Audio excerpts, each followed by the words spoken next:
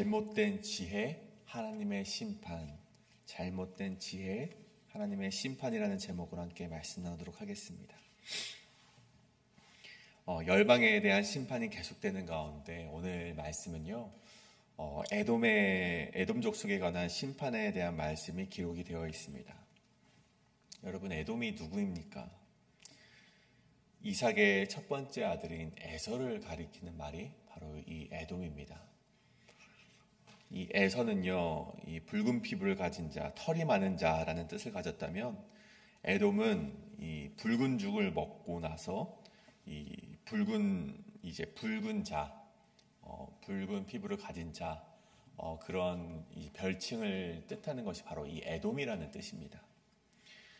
그래서 이 에돔 족속이란 누구냐? 바로 그의 후손들을 가리켜서 이 에돔 족속이라고 말을 하는 것이죠. 그 에돔 족속은요, 창세기 32장에서도 나오듯이 일찍이 아버지 이삭을 떠나서 세일이라는 곳에 거주했음을 우리가 보게 됩니다. 에서가 이 세일이라는 곳에 왜 갔는가에 대해서는 명확하게 기록된 것은 없지만 신명기 2장 5절 말씀에 보면요, 하나님께서 이렇게 말씀하십니다. 내가 세일산을 에서에게 기업으로 주었습니다.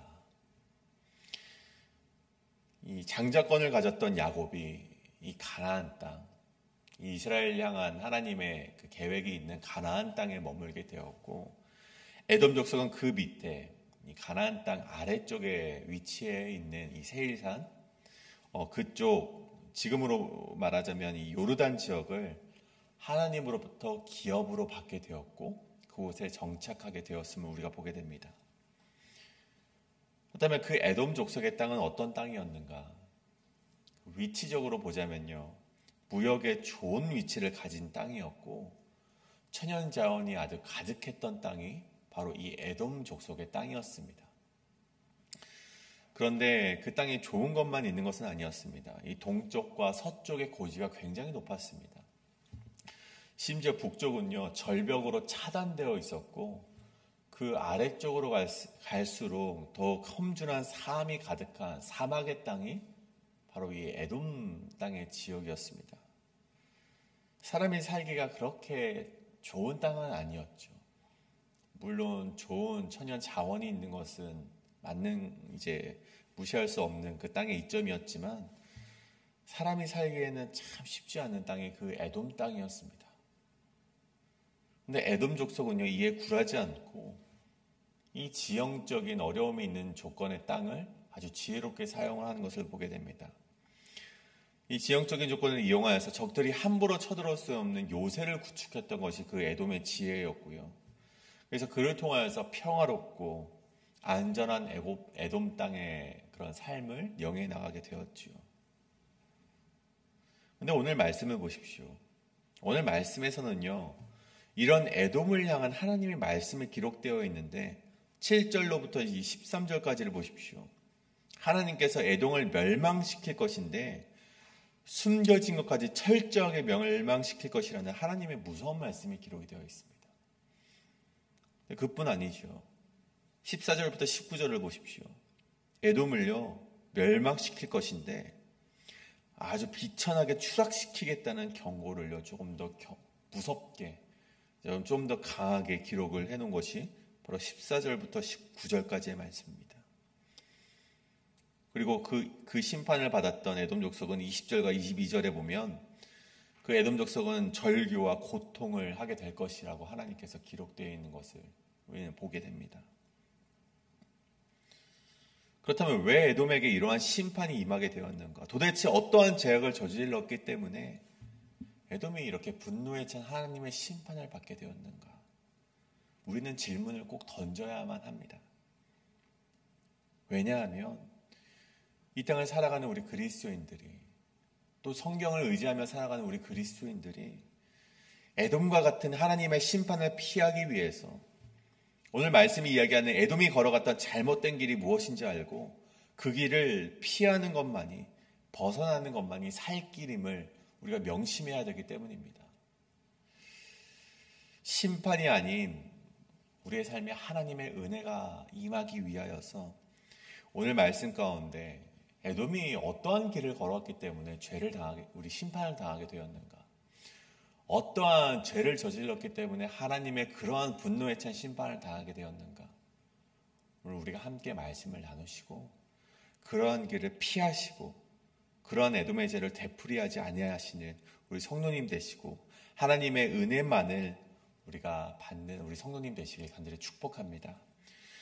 그렇다면 에돔이 지은 죄, 에돔이 그렇게 하나님을 분노하게 했던, 하나님의 심판을 자아냈던 그런 죄는 무엇이었는가? 크게 우리가 두 가지를 살펴볼 수가 있습니다. 첫 번째, 에돔 족속이 지었던 죄는 무엇인가? 이들은 스스로를 지혜 있다 여기는 죄를 버렸다는 것입니다. 스스로 죄가 있다고 말하면서 살아갔다는 것이죠. 성경이 우리에게 끊임없이 이야기하는 것이 무엇입니까? 우리 고린도전서의 말씀을 보면 이런 말씀이 기록되어 있죠. 하나님의 미련한 것이 사람보다 지혜가 있고 하나님의 약한 것이 사람보다 강하니라. 그렇다면 하나님의 미련한 것이 사람보다 지혜가 있고 하나님의 약한 것이 사람보다 강하다면 정말 그런 놀라운 지혜가 하나님께 있다면 우리는 어떻게 살아가야 합니까? 그마저도 하나님께서 말씀에 기록해 놓으셨는데 야고보서의 말씀을 보면 이렇게 기록이 되어 있습니다. 너희 중 누구든지 지혜가 부족하거든 모든 사람에게 후히 주시고 꾸짖지 아니하시는 하나님께 구하라. 그리하면 하나님께서 주시리라. 하나님께 그 놀라운 지혜가 있는데 그 지혜를 하나님께 우리가 구하기만 하면 하나님께서 꾸짖지도 아니하시고 후히 주시는 하나님께서 우리에게 주신다고 기록이 되어 있습니다. 그런데 오늘 말씀을 보십시오. 그렇게 구하기만 하면 주시는 하나님이신데 오늘 계속되는 우리 예레미야 말씀 통해서 우리 보는 말씀 무엇입니까? 유다도 그렇고 암몬도 그렇고 모압도 그렇고 에돔도 그렇고 하나님께 지혜를 구하지 않는 그 모습을 보게 됩니다. 구하기만 하면 주신다고 했는데 꾸짖지도 않으신다고 하셨는데 그들은요 유다, 암몬, 모압, 에돔 족속은요 바벨론 족속은요 하나님께 지혜를 구하지 않았다는 것입니다. 그 결과가 무엇입니까? 하나님께 지혜를 구하지 않고 그들이 당한 결과는 하나님의 심판이었다는 것입니다. 오늘 에돔을 보십시오. 16절 말씀에 바위 틈에 살며 산 꼭대기를 점령한 자여 스스로 두려운 자인 줄을 여김과 내 마음의 교만이 너를 속였도다.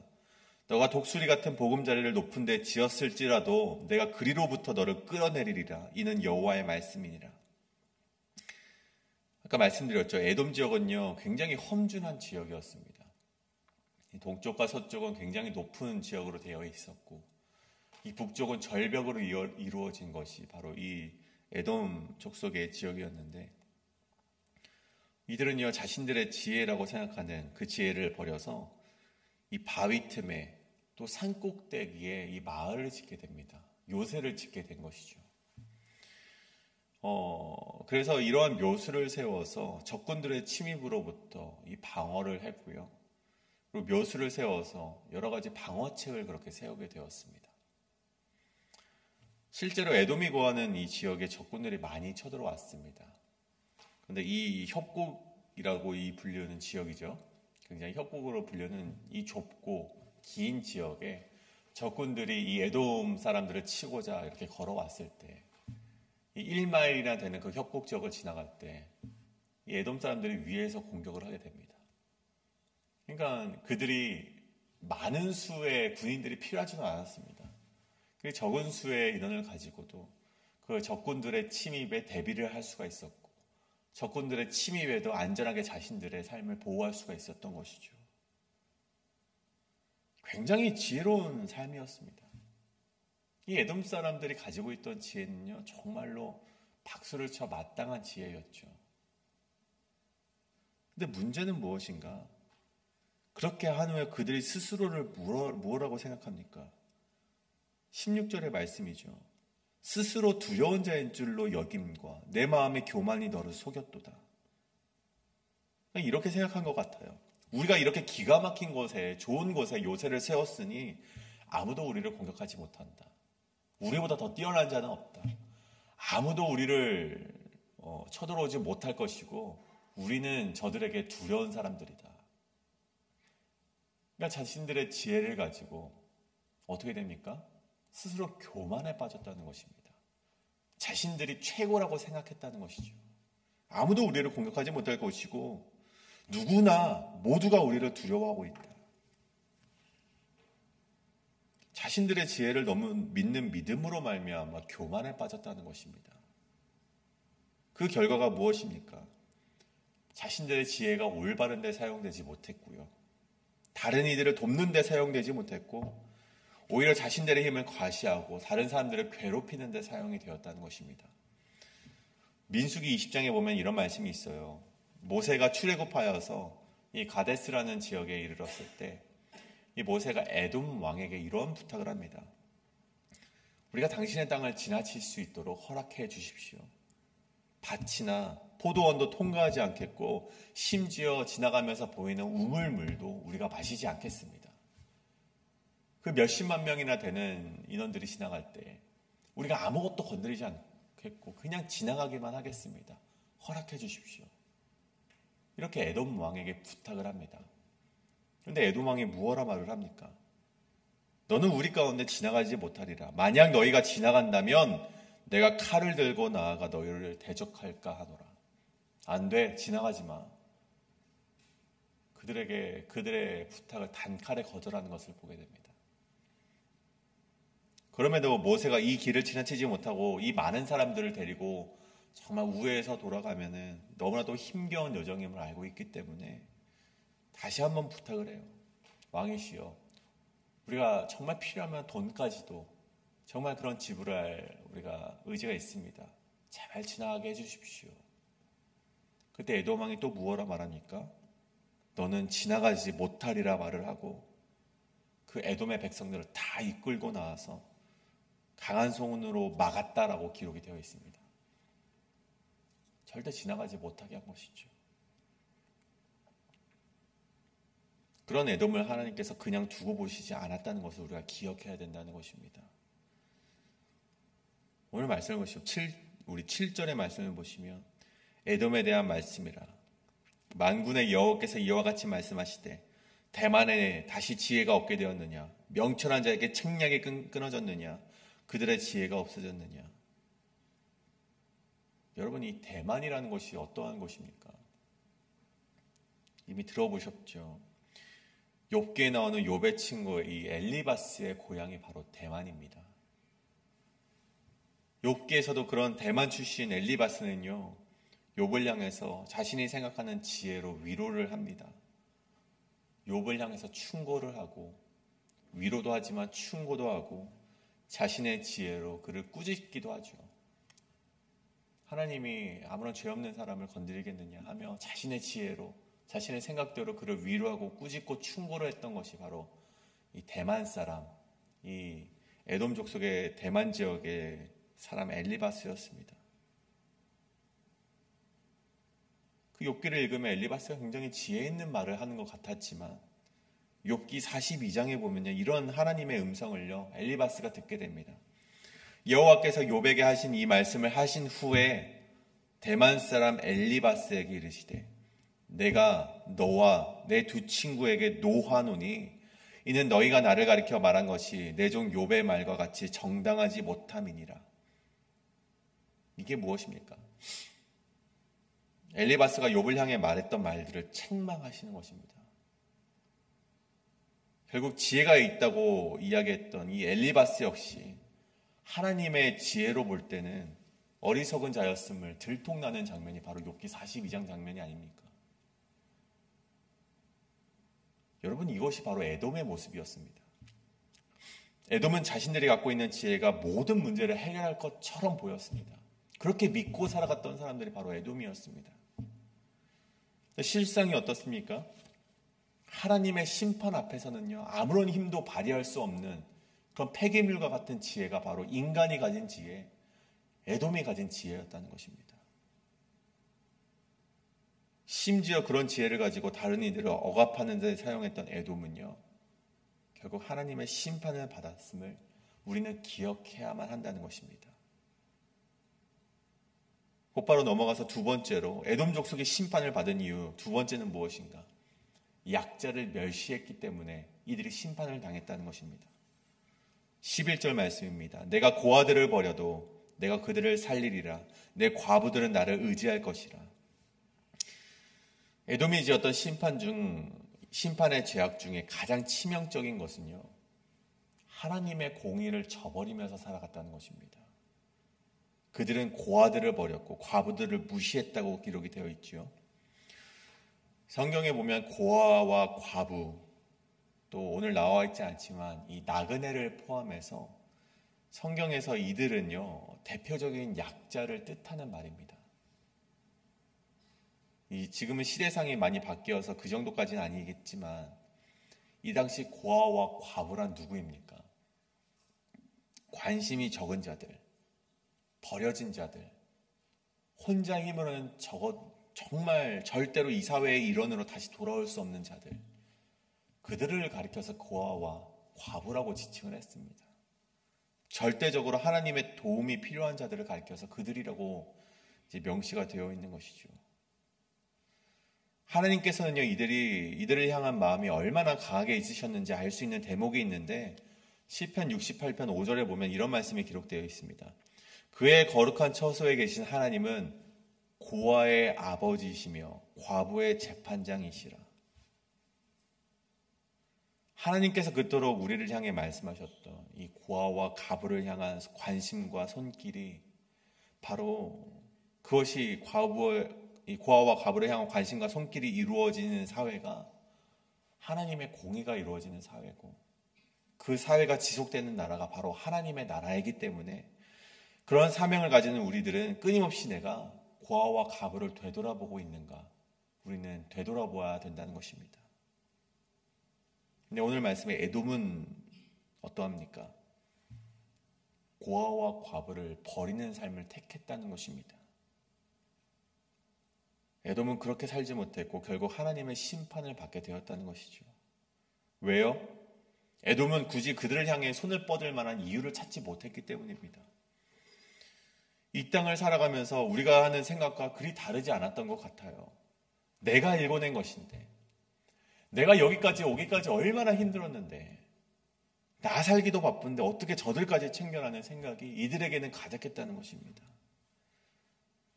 그것이 저들을 도와주지 못하는 이유였고, 그리스도인으로서 살아가지만 여전히 세상 사람들과 다를 바 없는 인생으로 살아갔던 것이 에돔의 모습이었고, 우리의 모습은 아닌가, 우리가 되돌아봐야 된다는 것입니다. 여러분, 에돔을 보십시오. 앞서 말씀드렸듯이 장자권을 잃은 에서를 향한 하나님의 사랑이요, 버려진 것이 아니었습니다. 에서를 향한 하나님의 사랑은 지속됐습니다. 그래서 하나님의 인도하심을 말미암아 세일 지방에 정착하게 된 것이 바로 에돔 족속이 받은 하나님의 은혜였습니다. 남부럽지 않은 하나님의 인생을 얻었습니다. 에돔 족속이 여기까지 올 수 있었던 것이 에돔 족속 스스로의 지혜로 말미암은 것이 아니라 하나님의 은혜로 이 족속의 그 에돔 땅을, 지금의 요르단 지역을 하나님의 은혜로 받게 되었고, 하나님의 기업으로 받게 되었고, 하나님의 뜻 가운데 그곳에서 살 수 있었고, 하나님이 주신 지혜로 그곳에서도 다른 이들의 침략을 받지 않고 살아갈 수 있었는데, 에돔은 그것이 자기들의 지혜라고 생각했다는 것입니다. 그래서 그들이 받은 은혜, 그것을 잊고 살아가고 그 지혜로 다른 사람들을 괴롭히는 데 사용했다는 것이죠. 하나님께서 우리에게 말씀하신 것이 무엇입니까? 이스라엘 백성에게 말씀하신 것이 무엇입니까? 너는 애굽 땅에 종되었던 것을 기억하라는 것입니다.